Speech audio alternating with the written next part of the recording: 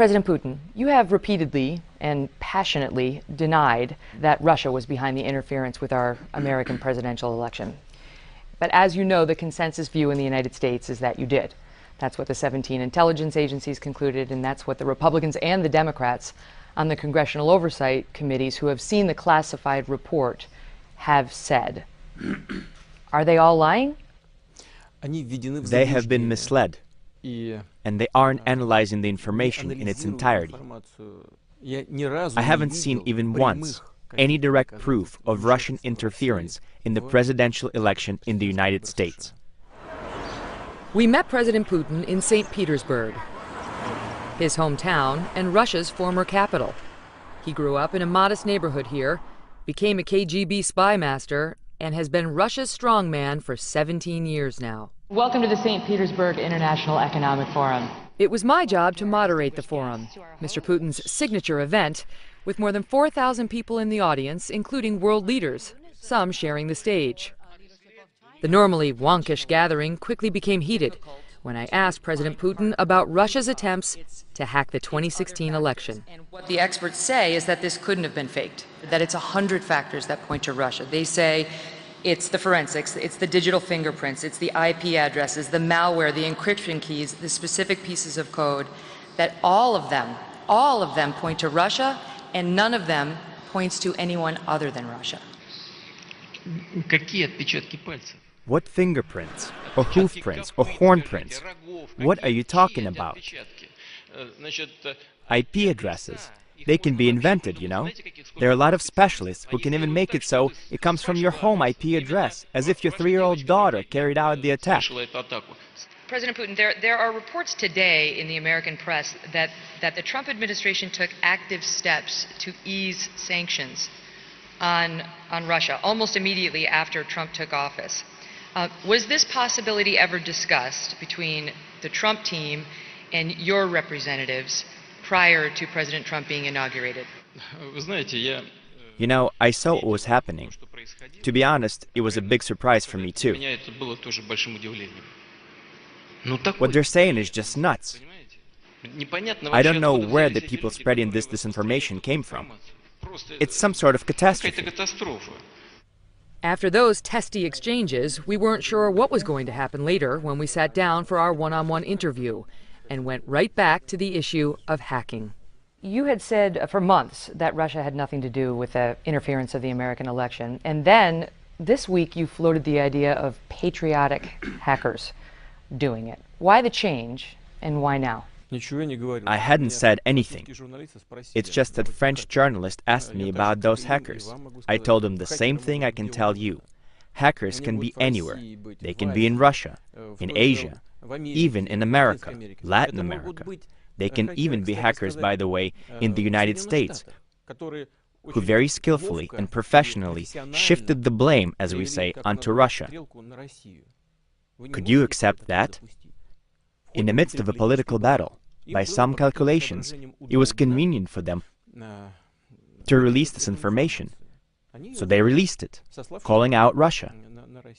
Can you imagine something like that? I can. Then the former KGB agent floated a Cold War conspiracy theory about U.S. dirty tricks. There is a theory that Kennedy's assassination was arranged by the United States intelligence services. So if this theory is correct, and that can't be ruled out, then what could be easier in this day and age than using all the technical means at the disposal of the intelligence services, and using those means to organize some attacks, and then pointing the finger at Russia? For the record, U.S. intelligence has concluded Mr. Putin himself ordered the disruption of the election. Regardless, President Putin said the U.S. should be the last country to accuse Russia of meddling. I will tell you something that you probably already know. I don't want to hurt anyone's feelings, but the United States, everywhere, all over the world, actively interferes with the electoral campaigns of other countries. Put your finger anywhere on the map of the world, and everywhere you will hear complaints that American officials are interfering in internal electoral processes. But with respect, that sounds like a justification. It doesn't sound like a justification. It sounds like a statement of fact. Every action has an equal and opposite reaction. But I repeat, We don't even have to do that. Presidents come and go, and even the parties in power change. But the main political direction does not change. That's why, in the grand scheme of things, we don't care who's the head of the United States. We know more or less what is going to happen. And so in this regard, even if we wanted to, it wouldn't make sense for us to interfere. But the FBI, Congress, and a special counsel are nonetheless investigating Russia's interference, and whether the Trump team was in on it. A special counsel has been appointed to investigate contacts between your government and the Trump campaign. You've said that your ambassador, Kislyak, was just doing his job, right? So what exactly was discussed in those meetings? There were no meetings. You understand? There were no meetings. When I saw this, my jaw dropped. No meetings between Ambassador Kislyak and anybody from the Trump campaign? I have no idea. I'm being completely honest with you. I don't know. The routine job of an ambassador. Do you think that from all over the world or from the United States, the ambassador reports to me every day who he meets with or what they discuss there? That's complete nonsense. Do you even understand what you're asking Well, or you're not? his boss. Listen, his boss is the Minister of Foreign Affairs. Do you think that I have time to talk to our ambassadors every day, all over the world? Complete nonsense. Among those under scrutiny is the president's son-in-law, Jared Kushner. At a meeting with Russia's ambassador last December, he reportedly tried to establish a secret communications channel with the Russian government. This was a proposal by Mr. Kushner. I don't know about this proposal. No proposal like that came to me. Mr. President, did Jared try to set up a back channel to the Russians? Have you gone back to speak with the ambassador about what was in those discussions he had with Jared Kushner, with anybody else from the Trump campaign? No. Never? No, I haven't. Aren't you interested? No, because had there been anything significant, he would have reported it to the minister. The minister would have reported it to me. There weren't even any reports. There's nothing to even talk about. There wasn't even any kind of specific discussion about sanctions or anything else. For me, this is just amazing. You created a sensation out of nothing. And out of the sensation, you turned it into a weapon of war against the current president.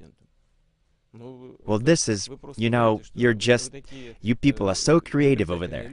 Good job. Your lives must be boring. Michael Flynn hasn't had a boring life. In 2015, he attended an event with President Putin in Moscow. He was later hired, and then fired, as President Trump's national security advisor, and is now being investigated for his Russian connections. Did you know General Michael Flynn? He came over here for a dinner, a photo of which has been widely circulated in the American media. What was the nature of your relationship with him? You and I personally have a much closer relationship than I had with Mr. Flynn. You and I met yesterday evening. You and I have been working together all day today, and now we're meeting again. When I came to the event for our company, Russia Today, and sat down at the table, next to me there was a gentleman sitting on one side. I made my speech, then we talked about some other stuff, and I got up and left. And then afterwards I was told, there was an American gentleman, he was involved in some things. He used to be in the intelligence services. That's it. I didn't even really talk to him. That's the extent of my acquaintance with Mr. Flynn. But what about his relationship with President Trump? I would get along with Russia, and I'll get along with Putin. And he's not going to make us look bad anymore. But we're going to get along.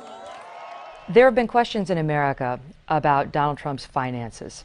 He hasn't released his tax returns. There have been questions about this secret Russian dossier, which he says is fake, but which purports to have blackmail information in it generated by the Russians.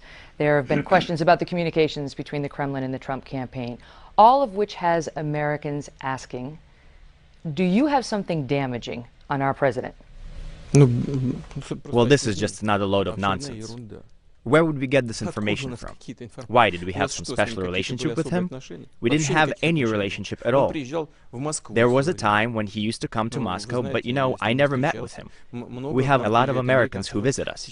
Right now, I think we have representatives from 100 American companies that have come to Russia. Do you think we're gathering compromising information on all of them right now or something? Have you all lost your senses over there? Toward the end of our conversation, we moved away from the election controversy to President Putin's reputation for repression. Many Americans hear the name Vladimir Putin, and they think he runs a country full of corruption, a country in which journalists who are too critical could wind up murdered, a country in which dissidents could wind up in jail or worse. To people who believe that, what is your message? I want to say that Russia is developing along a democratic path. That is certain, and no one should have any doubt about that. Why do you feel you have the right to ask us these kinds of questions, and do it all of the time, to moralize and to give us lessons on how to live? We're ready to listen to comments when it's done constructively, with the goal of establishing a relationship, creating a common environment. But we will absolutely not accept when these sorts of things are used as an instrument of political conflict. I want everyone to know that. That's our message. Hey, NBC News fans, thanks for checking out our YouTube channel. Subscribe by clicking on that button down here, and click on any of the videos over here to watch the latest interviews, show highlights, and digital exclusives. Thanks for watching.